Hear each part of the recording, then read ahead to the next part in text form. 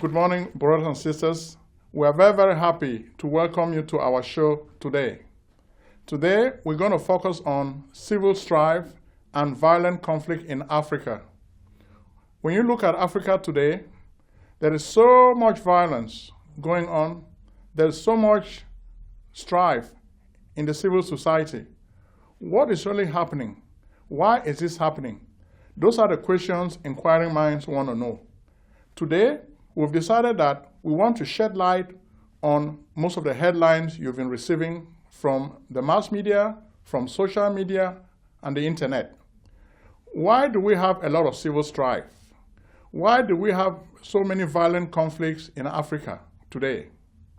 Even though there's always been conflicts in Africa, today we're really seeing conflict on a much higher level.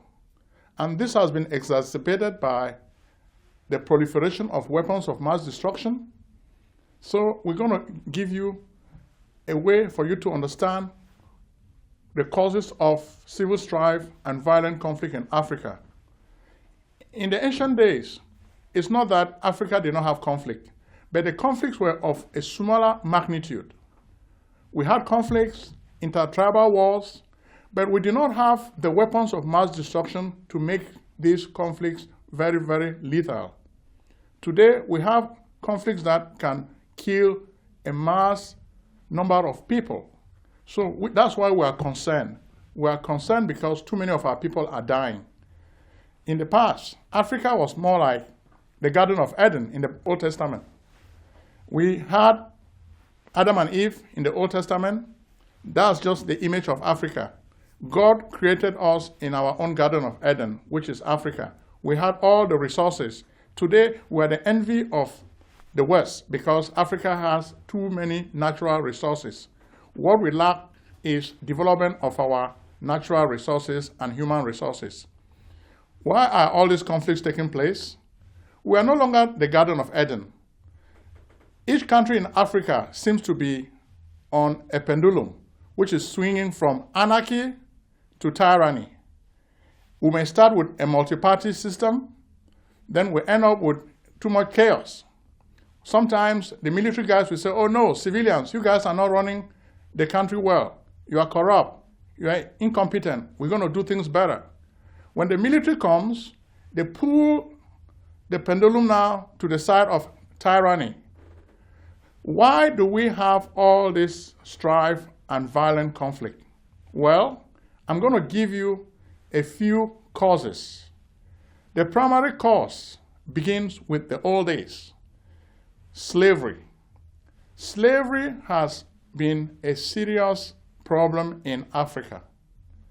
Even though we're saying slavery has ended, but slavery has continued to contribute to the malaise of most African countries. You look at Ghana, you can see the Elmina Castle. The slavery trade has ended, but we still feel the impact. Second cause, colonialism. After most African countries became colonies of European powers, colonialism left a mark on our psyche, which cannot really be wiped off. Then there is Neo-Colonialism. Kwame Nkrumah has spoken a whole lot about Neo-Colonialism. Most of the European and Western powers pretended as if they've given us independence, but they are still pulling strings behind the scenes. That is also the cause of civil strife and violent conflict in Africa. Then there is religion. Africa is an example of a continent where you see the interplay of so many religions. You have Islam, you have Christianity, you have Judaism, and of course you have Africanism, which is African traditional beliefs.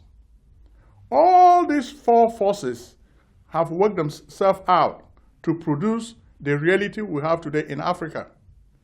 Next, we have ethnicity. Ethnicity is a major reason for most of the conflicts we're having in Africa, which are violent. Take, for example, Kenya. This morning, when I woke up, I saw that Raila Odinga was busy inaugurating himself as the president of Kenya. What's going to happen? This is going to have a blowback. And you're going to see as we're going to discuss this some more. Next, there is power. Africans have the lustful pursuit of power. Recently, President Donald Trump was calling us shithole countries. We are shithole countries because we always want to be in charge. We love power. When we get power, we don't do anything productive with power. For over 50 years, most African countries have been independent. But their leaders have not been able to do much to help their people. So that's why Donald Trump calls you guys shithole countries. Do we like that appellation? No, we don't like that appellation. Next, we have resources.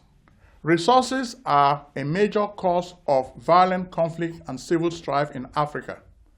Every day, you see our people fighting for limited resources. Okay? There's poverty. We're fighting so that each person can take more than the other one. Every tribe wants to get the lion's share of the meager resources that we have. Resources are limited, but our wants are infinite. So every little tribe wants to make sure that they should dominate and consume more resources. This is creating civil strife and violent conflict in Africa. Technology. Technology in Africa is actually a two-edged sword. There is a good side of technology, then there is a bad side. Actually, we've not really been able to harness the value of technology in Africa.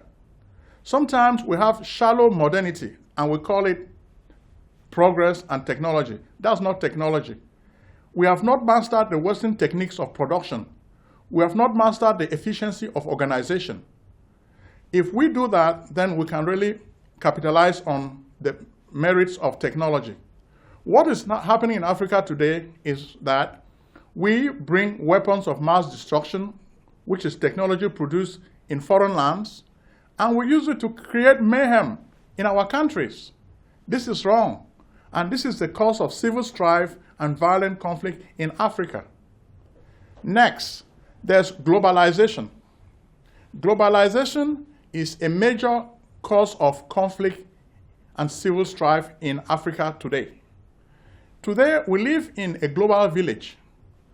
In a small town in Cameroon, you will find that whatever is happening in New York affects the farmer who is living in that small town. What is happening, say, in Nebraska, in the United States, will affect a farmer in Nigeria. Because the world now is like a global village. So instead of us thinking that we are alone, we are no longer an island. All the countries of the world are linked together like one. So what we need to do as Africa is to leverage our resources so that we can become more competitive. So what are we going to do? Okay, what we're going to do now is to suggest possible solutions to civil strife. We're going to look at the African Union as the major organization that should probably usher in a new era of peace and prosperity in Africa. Are they doing their job? I give them very low marks because there's much that they can do. I'm very, very happy now that President Paul Kagame has become the new chairman of the African Union. We hope that with his vigor and initiative, he can transform the African Union into a more accountable organization. If this happens, we may be able to reduce civil strife and violent conflict in Africa. Now, I've gone through most of the causes of civil strife and violent conflict in Africa. Next, I want to present current examples that can really show you how this civil strife and violent conflict are really working out in Africa today. I start with slavery. Recently, CNN, an American news channel, a television channel, started airing a documentary on slavery in Libya. This video touched the hearts of so many people in the world. It touched the conscience of people of the world.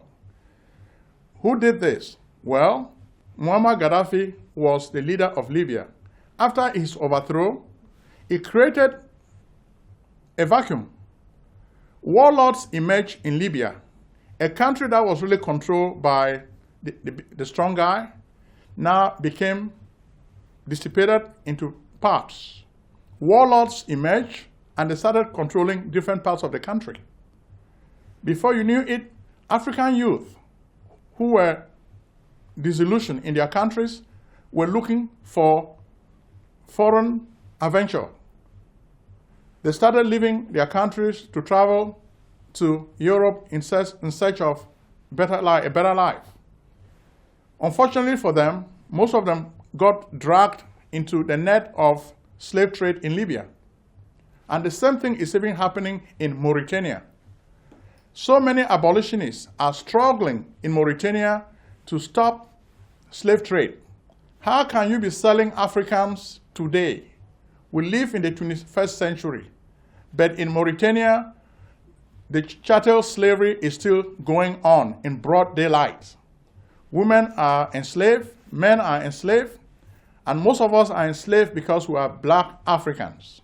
So this needs to stop. We're drawing attention to slavery in Mauritania because we want it to stop immediately. We are asking the African Union to exert more pressure and to convince most of the leaders of the other African countries to put pressure on Mauritania to stop the trade in Africans. We don't want to waste time blaming the West. If we keep blaming the West, the problem will never be solved. We have to take responsibility. We have to accept responsibility for our own faults and blame ourselves. Mauritania needs to stop slavery, and Libya needs to get its act together. It's unfortunate that Muammar Gaddafi was overthrown, but we cannot allow that to keep us behind. We have to look forward. Libya needs to reconfigure itself and form a new government that can really be good for the people of Libya. Next, I'm going to move to colonialism as a source of civil strife and violent conflict in Africa. I'm going to look at two examples. I'm going to select the Belgian Congo, and I'm going to select some French colonies, such as Congo Democratic Republic and Central African Republic. Belgium was the colonial master of Congo DRC, Democratic Republic. For a long time, Belgium just decided to exploit this country. They connived with the United States to kill Patrice Emery Lumumba, the rightful leader of the country. Since Lumumba died, there has been chaos in that country. It's like our ancestors are very angry. They are angry because we have allowed Westerners to come in and take our country hostage. Congo DRC is probably the richest country in Africa. The minerals that were used to develop the US bomb that was thrown on Hiroshima and Nagasaki came from Congo DRC. Mobutu was very cozy with the Americans, and they exploited the resources in Congo to develop the bomb. And what did Congo get in return? They got almost nothing. Mobutu received a lot of money for bribes, but the Congolese people were left empty-handed. So it was like an unfair exchange. The Congolese people received nothing, Mobutu received a lot of money. Since then, the same thing has prevailed. Laurent Désiré Kabila came, and he continued the same pattern of looting and exploitation. The Congolese people have nothing. The leaders have all the money. Laurent Désiré Kabila was killed. Unfortunately, his son, Joseph Kabila, was handpicked to replace him. Joseph Kabila is a disgrace to Africa. What he has done is to enrich himself at the expense of the Congolese people. Even though he has not done well, he does not want to step down. Moise Katumbi, for example, wanted to take over the country, and the people liked him. But Joseph Kabila does not want any competitor. He does not want to allow the people to organize any new elections. So there's been chaos in Congo DRC ever since. As we speak today, the Roman Catholic Church is struggling to broker an arrangement where Joseph Kabila can leave power peacefully. But the buffoon does not want to leave power. He continues killing people every day. He has so much money. I would think with the amount of money that he has really amassed, he can go peacefully and allow the Congolese people to sort out their differences and begin a new life. Unfortunately, he does not want to leave. He wants to stay in power with all the wealth he has accumulated. When you look at studies conducted by a lot of foreign journalists and economists, you will notice that Joseph Kabila is very, very wealthy. All the deals that are conducted in that country, much of the money goes into his pocket. So he's using this money to fuel a culture of corruption. He pays the army, nobody speaks, even his own wife. I hear the guy is a wife beater. The wife has been in the hospital so many times because Joseph Kabila beat her blue. This is not a good guy. This is a very bad president for Africa. When we have guys like this who beat their wives mercilessly and their bodyguards cannot even intervene, it's not good. So what we're saying in our show is we're encouraging all Africans to put pressure on Joseph Kabila to leave the presidency of the Democratic Republic of Congo. The earlier he leaves, the better for the people of Congo. Similarly, we're still talking about colonialism. Another way to see how colonialism is creating problems in Africa today is the Central African Republic. Bokassa probably is the most known president of that country. He made himself an emperor overnight after he had looted the treasury. Bokassa was really a clown. He says he admires Napoleon and he fancies himself to be Napoleon. Ever since the fall of Bokassa, the Central African Republic has never had peace. There's trouble every day. Now, there is a war going on. You have a lot of civil strife. The French are mining the resources of that country. In the backdrop, you have a lot of minefields. The French are profiting from different areas of the economy. The people are left with nothing. The French are actually using the war in that country as a diversion. They do not want people to pay attention to their looting of the country. So they orchestrate the war so that they can continue stealing from the people of the Central African Republic. France is a very bad colonial power. I say it all the time. Everywhere there is France, there is trouble. France should leave Africa alone. If you think France will leave you alone, they will not do it. So you need to rise against France. France is the worst colonial power I've ever imagined in the whole world. When we look at the crisis in the Central African Republic, the hands of the French are everywhere. So the UN is sleeping in bed with France. So this conflict is never even going to be solved until the people take the law into their own hands and start fighting. When you see Christians fighting with Muslims, this is not really a real war. This is something set up by the French. Because in the past, Christians and Muslims have always lived in peace. They've never really had any problems. Why are they having problems today? It's because the French are playing games behind the scenes. They are flushing weapons into the country like a toilet. And the weapons are everywhere, and people are abusing these weapons. So why would there not be violence? Why would there not be civil strife? In the course of this civil strife, France is making money hands over face. France, stop it, stop it. What you're doing is wrong. What you're doing is wrong. Next, we'll move to Neo-Colonialism. Neo-colonialism is a major cause of civil strife and violent conflict in Africa today. And when I start talking about neo-colonialism, I go back again to France. I don't hate France. I hate what they are doing in Africa. What they are doing in Africa is not good. During the 60s, most African countries obtained independence from their colonial masters. The colonial masters needed Africa as a source of raw materials. So, neo-colonialism and colonialism were one of the reasons for the end of the slave trade. People felt that they did not really have a need for African labor.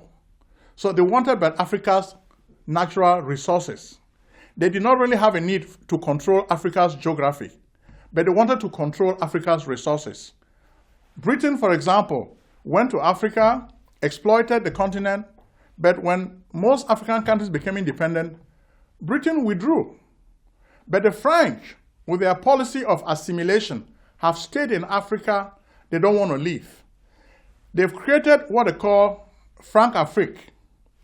And every French president since Charles de Gaulle has followed this neo-colonial policy of Franc-Afrique. Franc-Afrique simply means the economy of every African country is directly under the control of France. You don't have a currency, you have to use the French franc. And your money has to be controlled by France. You have to put a big percentage of your wealth and money in the French treasury. Whenever you need this money, France has to let you borrow it and you have to pay interest. Where in the world have you seen a client going to the bank? When they want to borrow their own money, they get their money for free. But in the case of France, France charges African countries for lending their own money. People want to lend money that is theirs, and you are charging them a price for it. This is exploitation. If this is not exploitation, then you have to tell me the name of it. So this is why most African countries don't take off. People will criticize. You look at Haiti. Haiti always has problems. The other day, I was explaining to a friend who was watching my show. I said, Haiti will never take off because it has been a French colony. Whenever you have a French colony, just know that it will never develop because France has never granted that colony real independence. What France has granted to the country is what I call flat independence, not full independence. Okay, let's look at Togo. Togo is a very, very good example of the working of neo-colonialism. And if you need a good definition of neo-colonialism, look at the book of Kwame Nkrumah, the former Pan-Africanist president of Ghana. In his book, Nkrumah really lays out the face and the workings of neo-colonialism. So I don't even need to spend so much time on this show talking about neo-colonialism. Nkrumah shows us the way the colonial power, like France, controls its former colonies. France controls the society, France controls the economy, and France controls the politics.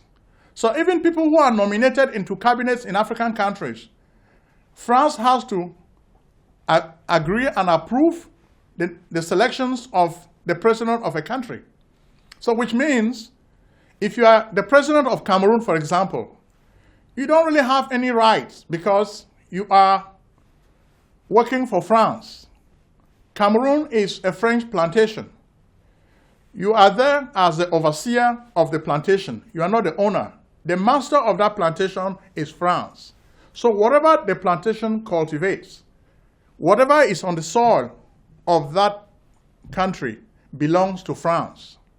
And when you want to look at the face of neo-colonialism of France, look at what is happening in Cameroon. France exploits Cameroon politically, socially, and economically. France takes all the resources in that country and the people get nothing. So when you even look at the backdrop, what is happening today in Cameroon, there has been a lot of conflict and violent conflict in Africa today. In the case of Cameroon, The Anglophones, who have been protesting of marginalization, have decided now to respond to the killings by the Republic, what you call La République du Cameroon. So they have been killing people from Anglophone Cameroon. So today the Anglophone Cameroons are responding in self-defense. They have started killing soldiers of La République du Cameroon. This is happening because France has its hand in it. And a few days ago, we were told that the leaders of the Anglophone movement have been extradited from Nigeria to Cameroon. How did this happen? Nigeria and Cameroon do not have any treaty on extradition. So why did Nigeria not obey international law and keep the freedom fighters in Nigeria? Why did Nigeria send them to Cameroon? I have a theory. Nigerians leaders, for the most part, especially a weak guy like Muhammadu Buhari, are very corrupt. They don't really follow the rules of law. If a country is following the rule of law in Africa, such as Nigeria, then they will not send people who are protesting against a government to their enemy so that they should be killed. But because Yemi Osinbajo has worked behind the scenes with René Sadi of Cameroon, Nigeria has collected money, and now they are using this money as ransom so that they can give those people away. So this is neo-colonialism at its peak. But what is happening is going to even worsen this conflict.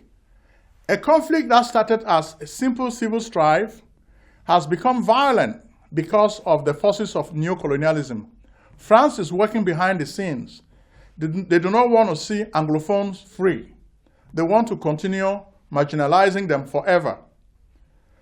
If the people finally realize that their leaders are in Cameroon, this is going to create a whole lot of havoc in Cameroon.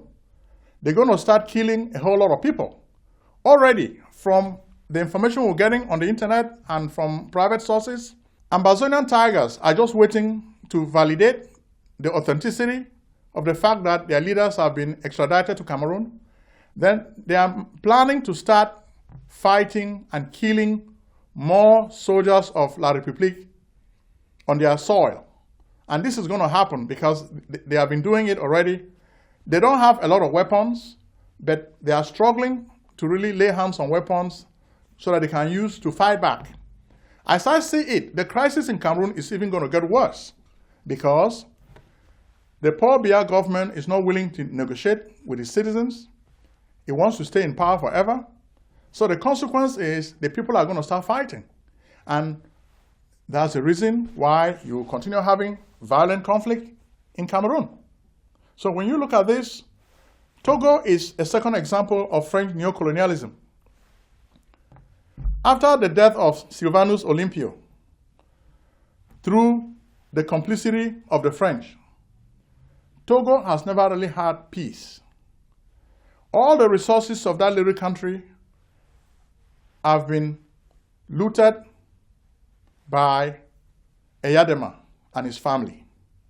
After Eyadema died, his son, Nasingbe, Fore Nasingbe, took over. But Fore Nasingbe has continued the same colonial policy. He's following after the footsteps of his father. He's looting the treasury. He has over 17 or 20 girlfriends, no wife, with many kids. So that's how he's enjoying himself. Unfortunately, the people are crying every day. As a result, the people are now on the street protesting daily that they do not want Nasingbe to stay in power. Fore Nasingbe has to leave. But Fore Nasingbe does not want to leave power. He wants to stay and continue terrorizing the people. So Togo is filled with a lot of protesters. Every day the people are protesting. Fore Nasingbe is sending people to kill them, but the people are still fighting. The people have conquered fear, and they are now ready to die, and they are dying in many numbers. They are dying as Spartans, they don't surrender. So I think soon the Togolese people would obtain their freedom. Freedom has never really been given to a people peacefully. You have to fight for your freedom. You have to basically buy your freedom. So the Togolese people now are really fighting to buy their freedom. And eventually, with this, they will be able to conquer neo-colonialism in Africa. But before then, there will be a lot more civil strife and violent conflict in Togo. Next, we're going to move now to religion. When I look at most of the violent conflicts in Africa today, religion plays a major part. When I look at civil strife in Africa today, religion plays a major part. In Africa today, you have the convergence, conflict, and synthesis of 3 or 4 religions. You have Islam, you have Christianity, you have Judaism, and you have African belief systems. All these 4 models work themselves out to produce the present reality we have in Africa today. And I have so many examples. When you look at almost every conflict in Africa, there is religion behind the scenes. Look at, for example, the conflict in Kenya. Why are the Muslims always attacking Kenya? They are attacking Kenya because the Muslims feel they are being oppressed by the Christians. You look at the port of Kenya. They feel that Christianity or Christians are suppressing them, so they lash out. Al-Shabaab, most of the Al-Shabaab, they come from Somalia, then create problems in Kenya to help their Muslim brothers. So all these conflicts will continue because of ethnic and religious background.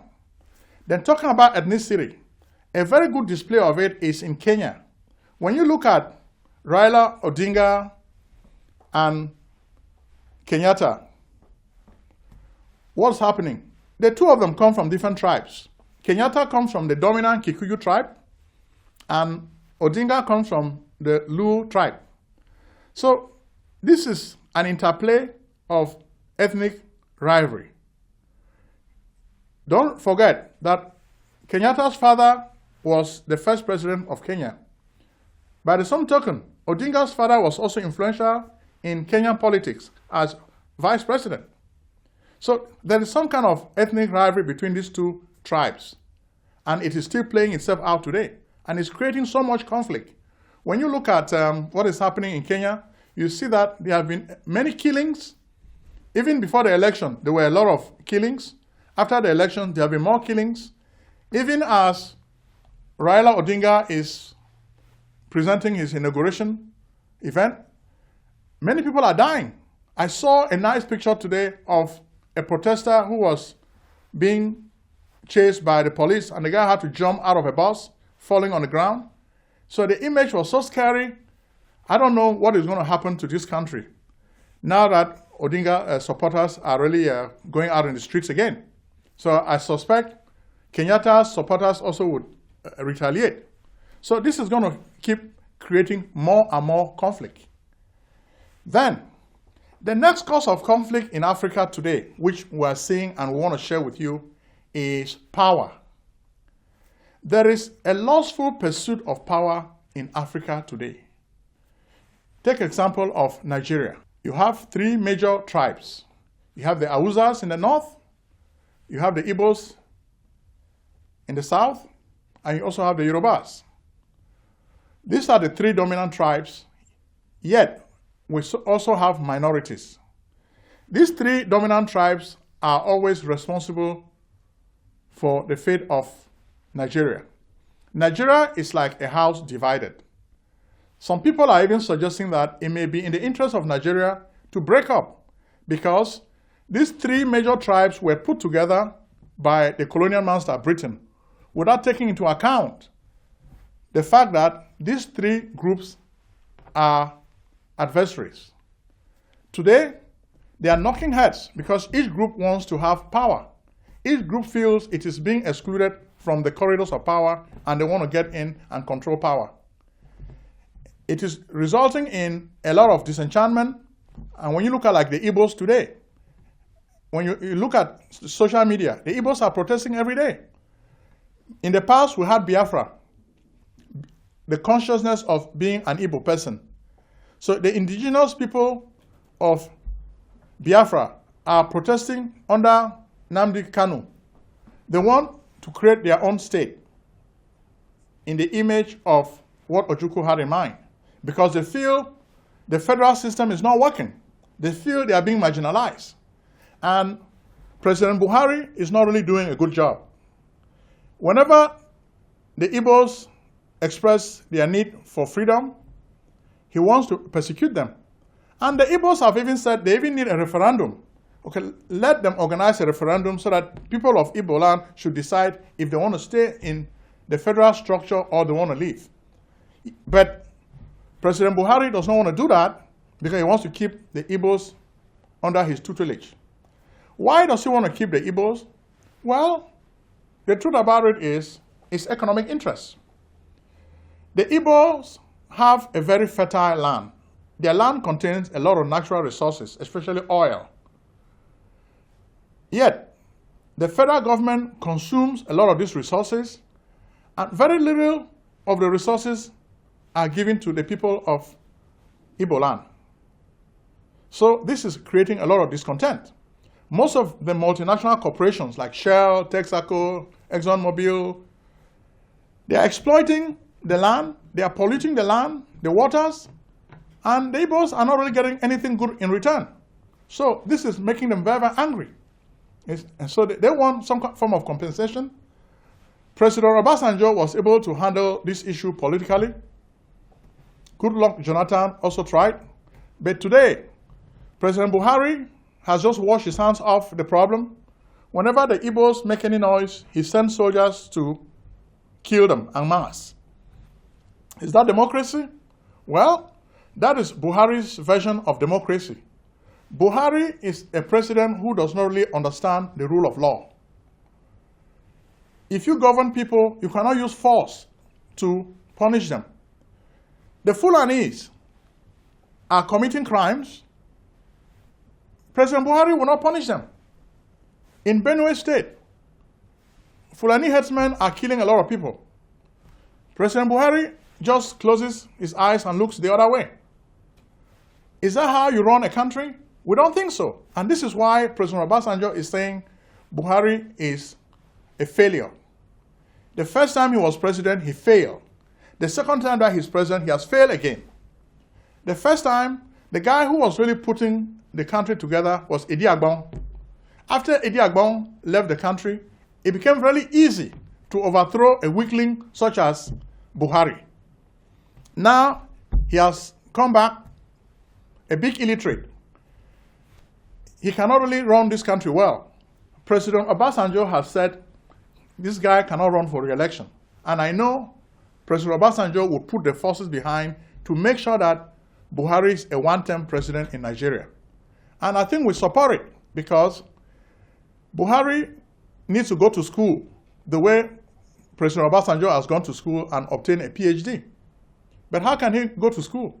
Which university in Nigeria is going to admit him?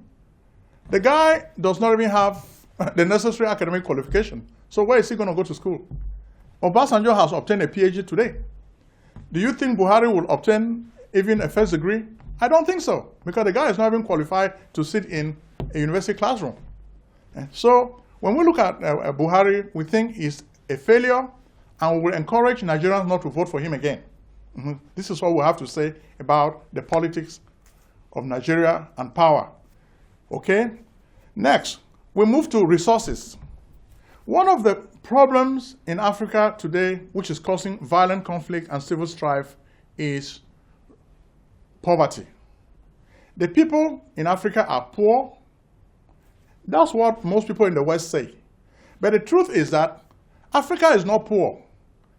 Africa has resources. Africa is like the Garden of Eden. We have a lot of resources. What we lack is the efficient organization of these resources. What we lack is proper modes of production that can help us to produce goods which we can export and which we can consume locally. In the case of South Sudan, since independence, we've had violent conflict, we have civil strife. Why? Because the people are fighting for resources. Resources are limited, as we know in economics. The wants of people are infinite. So these people are fighting over all these resources, and this is generating conflicts. And these conflicts are exacerbated by the fact that there are a proliferation of weapons of mass destruction. In the past, say for example, in the ancient days, people had their bow and arrow, so they did not have a lot of weapons. Today, most African countries have big armies with a lot of weapons that have been imported from overseas. Because of this proliferation of weapons, any conflict in Africa is lethal. People die en masse, and which is why we say weapons of mass destruction. Okay, WMD. So in South Sudan, a people who achieved their independence on a promise have now been fighting ever since. Because the resources are scarce, the people are fighting for these resources. And we know that until the Silva Key learns to sit down with his opponents and talk peace and forget about the phobia for coups, South Sudan will be in conflict forever. So he needs to sit down and broker peace and work with his people. If he does this, we're going to have peace in South Sudan.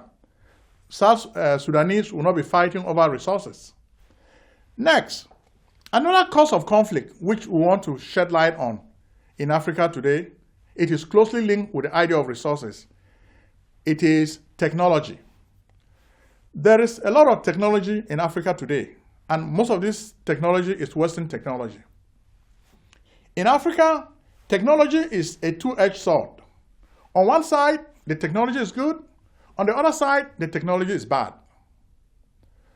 If we can use technology for good reasons, then technology will be good. Unfortunately, in Africa, we do not always learn the good side of technology. We choose to learn the bad side of technology, and that's what it is with weapons of mass destruction. In the early days, we had just bow and arrow, our machetes. We did not have a lot of weapons to kill our brothers and sisters. Today, technology has made it possible for a bad guy, such as Robert Mugabe, to kill a whole village overnight, just by dropping bombs from an airplane. You look at Libya.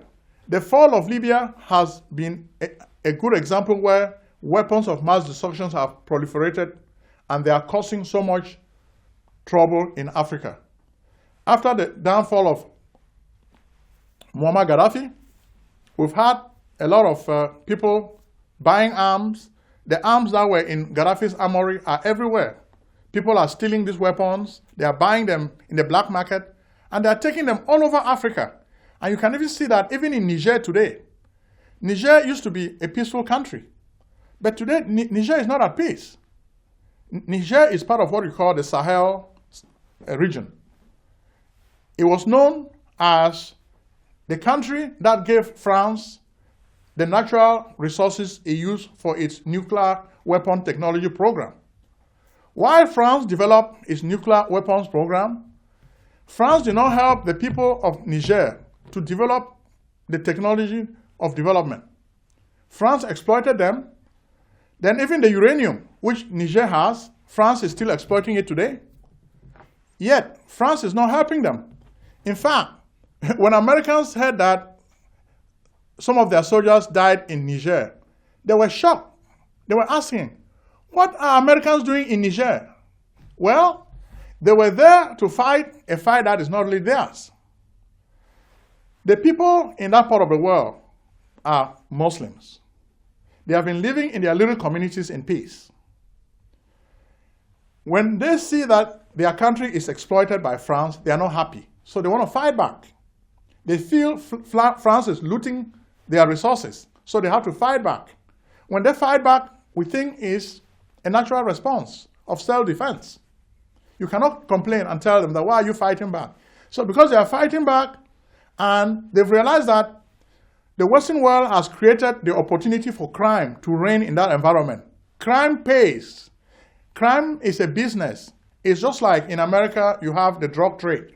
In Niger, their drug trade is trafficking in humankind and different objects. The people feel that, well, they cannot make money using any legitimate approach. If France, for example, had encouraged the people of Niger to develop industries and other facilities, then the people will be busy with business that is productive. They will not be worried to focus on crime. But today, they are focused on crime because France did not help them to develop their industries. So this is a lesson France needs to learn. If you really want peace to be in this region, don't just go there to exploit the resources of the people. The Muslims are not happy. Unlike Christians, the Muslims are smart. I'm a Christian, but I think I admire my Muslim brothers because they are very rebellious. They are rebellious in a nice way. When you take from them, they fight back. I don't know what is really wrong with Christians. Christians need to start learning to do what the Muslims are doing. We need to form an alliance with Muslims and start doing what is good for Africa. And that's what the Muslims in Niger are doing. Then what is really happening in Niger is an export from Mali. Mali also is a French colony. But the Muslim jihadis had taken over much of the country. They've even taken over Timbuktu and some of those ancestral places. It took the power of French forces to drive them out. But it was just like a mirage. They hid. When the French left, they started coming back. So the French are just wasting their time. So whatever happened in Mali is now being exported throughout the Sahel region. And it will continue for a very long time. So if we want to solve some of these problems, we have to make sure that we put a handle on the problems that are happening here. Because the truth is, the world today is a globe. When we talk about globalization, what we're saying is whatever you do in one part of the world has effects on another part of the world. The world is a globe, so whatever France is doing in France, let France do what will help other African countries. If France comes to Africa only to exploit our resources, then they are not doing the right thing, and they're going to pay the price. When you look at terrorists focusing attention on France, I don't support terrorists, but what they are doing, the logic of what they are doing is that they are thinking that they are retaliating. France is taking what is theirs, so they want to fight back. So the world is a globe, so we need to learn to solve most of these problems. My advice to France is to become a true friend of Africa. In the past, France has not treated Africa like a friend. France has treated Africa like a land where there are slaves. If France wants to solve its problems, it has to treat Africa with respect. It should not just come to Africa and collect what Africa has. By doing this and focusing only on its interests and forgetting the needs of Africans is wrong, and Africans will challenge the hegemony of France. So France needs to stop it. Today, you have what we call the cheetah generation. Africans are rising up, like in Cameroon. They are rising up to challenge France's puppet, Paul Biya. Paul Biya is the guy who is doing the dirty work of France. Let France stop this nonsense. If not, they're going to be having more problems in Africa. So we ask France, stop your neo-colonialism. We've had enough. Stop it. Next, our advice is to the African Union. The African Union needs to do more to unite Africans so that Africa can function like a nation. We have many countries, but we need to start working together so that we share resources. Look at what is happening in the United States. We had so many states, but they came together and created a union. I understand we have a lot of languages, but we can emerge with some national languages. We can still do business in English and unite and work efficiently so that we can realize our destiny as Africans. The AU used to be the Organization of African Unity. Where is the unity? I need to see more unity among African nations. All these countries should be looking at themselves like one nation, so that we should have a common destiny. In the words of Kwame Nkrumah, we need to believe in one Africa. Okay? So if we want to do this, we can use two processes. One is called indigenization. We need to go back and look inward. We need to look at our traditional institutions and build from what colonialism and neo-colonialism took away from us. Professor George Ayite, a famous economist from Ghana, came up with this theory of the cheetah generation. We need to exploit our cheetahs. Most of them are in the diaspora. African governments, invite these cheetahs back home. Invite this new breed. Invite your citizens who have traveled abroad. Let them come back and help you transform Africa. You do not need these white, useless colonialists. You need your people to build your country. So do a homecoming. Let them come back to build your country. The next approach is what Professor Ali Mazrui calls domestication. Just getting ideas from the West will not help us develop. What we need to do, we need to build a solid foundation. We can do that by utilizing the strategy that Ali Mazrui calls domestication. Whenever we want to borrow any technology from the West, we need to domesticate it. We need to fine-tune it so that it works with our environment. This is what Israel does. Israel receives a lot of technology transfer from the United States, but they do not just use it as is. They try to change it and make it work in their environment. This is what we need to be doing. We have to emulate the example of Israel. This is a country where the Jewish diaspora is helping their native land. The Africans who are in the diaspora need to start thinking of themselves as missionaries of Africa. They need to go back to their countries as ambassadors to help lead the development. For the African leaders, use our people who are abroad. We have African Americans who are our brothers. Let us work with them to help us develop Africa. Please, that's my plea to you. I thank you very much for enjoying this show of today. If you enjoyed the show of today, I will ask you, share this information with your friends. Invite them to go to my YouTube page, channel, and subscribe. Subscribe. We are leading a revolution to change Africa. When everybody knows what we need to do, we can succeed. So I'm asking you again, go and subscribe to my channel and share this video with all your friends and family. Let us make Africa great again. Thank you very much.